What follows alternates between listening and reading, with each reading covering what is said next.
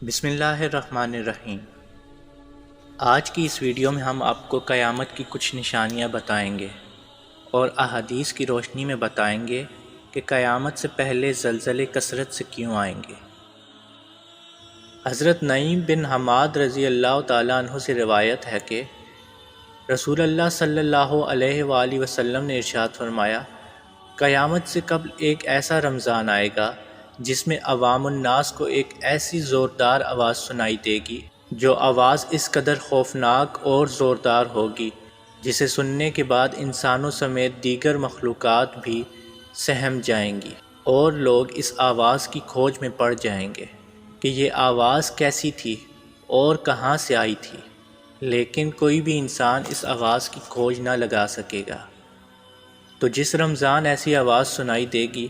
جس کی کھوج نہ لگائی جا سکے، تو اس کے بعد 1 سال کا رزق اپنے گھر میں جمع کر لینا، کیونکہ اس کے بعد دنیا سے رزق اٹھا لیا جائے گا۔ صحابہ نے حضور صلی اللہ علیہ وآلہ وسلم سے پوچھا کہ یا رسول اللہ صلی اللہ علیہ وآلہ وسلم، یہ آواز رمضان کے اول حصے میں ہوگی یا درمیانی حصے میں؟ حضور صلی اللہ علیہ وآلہ وسلم نے ارشاد فرمایا، یہ آواز نصف رمضان میں ظاہر ہوگی۔ جب نصف رمضان میں جمعہ کی رات ہوگی تو آسمان سے ایک زوردار آواز آئے گی جس سے 70,000 لوگ بے ہوش ہو جائیں گے، اور اس زوردار چیخ کی آواز سن کر 70,000 لوگ اندھے ہو جائیں گے۔ ایک اور حدیث میں آتا ہے کہ حضرت عبادہ رضی اللہ تعالیٰ عنہ فرماتے ہیں کہ آدمی نے اللہ کے رسول صلی اللہ علیہ وآلہ وسلم سے پوچھا، یا رسول اللہ صلی اللہ علیہ وآلہ وسلم، آپ کی امت کتنا عرصہ نرمی میں گزارے گی؟ اس نے 3 مرتبہ یہی سوال کیا، مگر آپ نے اسے کوئی جواب نہ دیا تو واپس چل دیا۔ آپ صلی اللہ علیہ وآلہ وسلم نے فرمایا، تم نے ایسا سوال کیا ہے جو میری امت میں سے کسی نے بھی نہیں کیا۔ ان کی نرمی اور آسائش کی مدت 100 سال ہوگی۔ سائل نے کہا، یا رسول اللہ صلی اللہ علیہ وآلہ وسلم، ختم آسائش کی کوئی نشانی اور علامات بھی رونما ہوں گی؟ حضور پاک صلی اللہ علیہ وآلہ وسلم نے فرمایا، ہاں، زمین کا دھنسایا جانا، زلزلے طاری ہونا، اور شیطانوں کا لوگوں کو تعاون کے لیے بھیجا جانا، یہ نشانیاں ظاہر ہوں گی۔ ابو ہریرہ رضی اللہ تعالیٰ عنہ سے روایت ہے کہ رسول اللہ صلی اللہ علیہ وآلہ وسلم نے فرمایا، قیامت اس وقت تک قائم نہ ہوگی جب تک 2 عظیم جماعتیں جنگ نہ کریں گی۔ ان دونوں جماعتوں کے درمیان بڑی خون ریزی ہوگی،